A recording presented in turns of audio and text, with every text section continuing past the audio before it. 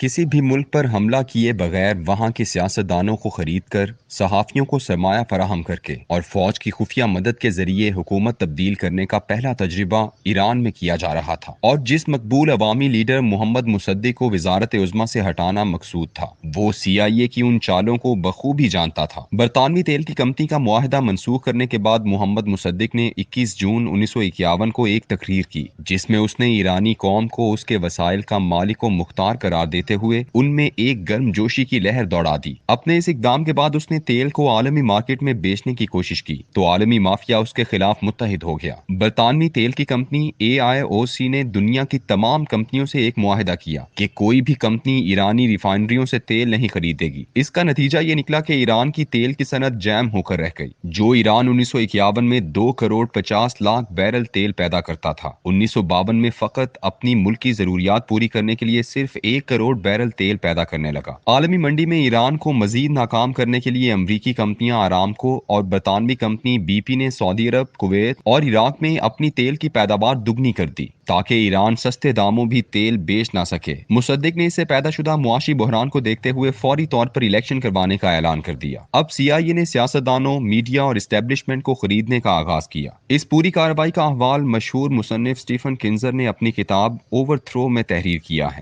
یہ کتاب امریکی CIA کی حکومتیں بدلنے کی کارروائیوں پر ایک انسائکلوپیڈیا کا درجہ رکھتی ہے۔ کنزر کے مطابق ایران میں رشیدین برادرز کے نام سے ایک مشہور سیاسی خاندان تھا جس کا تعلق ایرانی اشرافیہ سے بہت مضبوط تھا۔ اس خاندان کو برطانوی خفیہ ایجنسیاں ہر ماہ 10,000 پاؤنڈ دیتی چلی آ رہی تھیں۔ اس خاندان کے ذریعے CIA نے مذہبی قائدین، صحافیوں، سیاستدانوں، فوجی جرنیلوں، یہاں تک کہ گلی کے گنڈوں تک میں سرمایہ تقسیم کیا اور مصدق کے خلاف ایک فضا تیار کی جانے لگی۔ مصدق کو جب منصوبے کی اطلاعات ملی تو اس نے فوراً انتخابات میں بیرونی مداخلت کا الزام لگاتے ہوئے یہ کہہ کر الیکشن ملتوی کر دیے کہ میرے خلاف یہاں ایک بیرونی سپانسرڈ حکومت لائی جا رہی ہے۔ بالکل ویسا ہی امپورٹڈ حکومت کا نعرہ لگایا گیا جو آج پاکستان میں عمران خان لگا رہا ہے۔ اس نے پارلیمنٹ کا اجلاس بلایا اور پارلیمنٹ نے ایک قانون منظور کر کے اسے فوج کو کنٹرول کرنے کے وہ اختیارات بھی دے دیے جو روایتی طور پر شاہ کے پاس ہوا کرتے تھے۔ اس کے ساتھ ہی ایران کے ان بڑے بڑے فیوڈل گھرانوں کے خاتمے کے لیے زرعی اصلاحات کا قانون بھی منظور کر لیا۔ اب مصدق نے اسٹیبلشمنٹ کی عملداری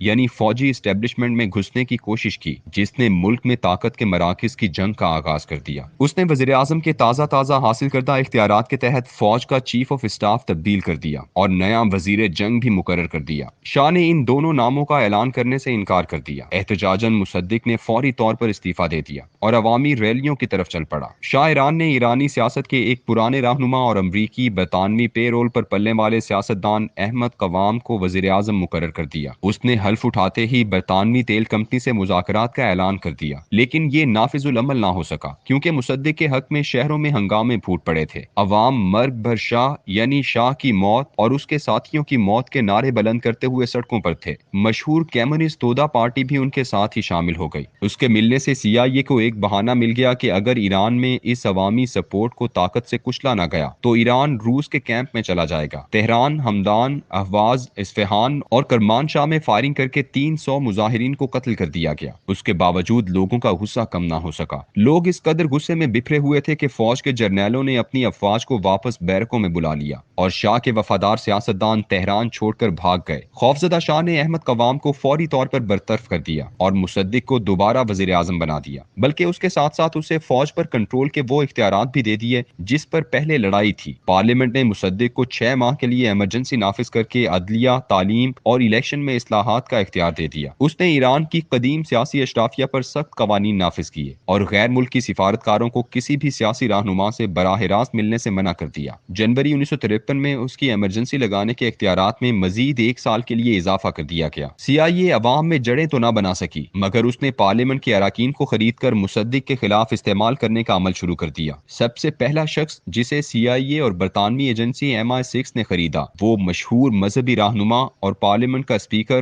آیت اللہ ابو القاسم کاشانی تھا۔ ایک مذہبی مرجمہ ہونے کی وجہ سے اس کے لاتعداد ماننے والے تھے۔ ان کے ماننے والوں کی تعداد سے حوصلہ ملا تو CIA کے سرمایہ سرمایہ کے لالچ میں آہستہ آہستہ مصدق کے قریبی ساتھی مظفر باغی اور حسین مکی بھی اسے چھوڑ گئے۔ اب فضا مکمل طور پر تیار تھی۔ جیسے ہی نومبر میں امریکہ میں آئزن ہاور صدر منتخب ہوا تو برطانوی خفیہ ایجنسیوں نے امریکی CIA کو لکھا کہ اب اگر مصدق کو ہٹایا جائے گا تو رد عمل کو کنٹرول کیا جا سکتا ہے، لیکن اگر وہ مزید برسر اقتدار رہا تو وہ عوام کو غربت سے نکالنے کے لیے فوراً کمیونزم نافذ کر دے گا اور وہ سوویت بلاک کا حصہ بن جائے گا۔ CIA نے آیت اللہ کاشانی کے ذریعے مذہبی گروہوں، ملک بھر کے قبائلی رہنماؤں اور سیاسی اشرافیہ کو سرمایہ فراہم کر کے منظم کیا، اور 19 اگست 1953 کو شاہ ایران کی خصوصی ٹینک ریجمنٹ نے ان سیاستدانوں اور مذہبی اشرافیہ کی عشیرباد سے وزیر اعظم ہاؤس پر گولے برسانے شروع کر دیے۔ اس فائرنگ کی اور گولیوں کی بوچھاڑ کے زیر سایہ چند ہزار کا ایک ہجوم مصدق کے دفتر میں داخل کیا گیا۔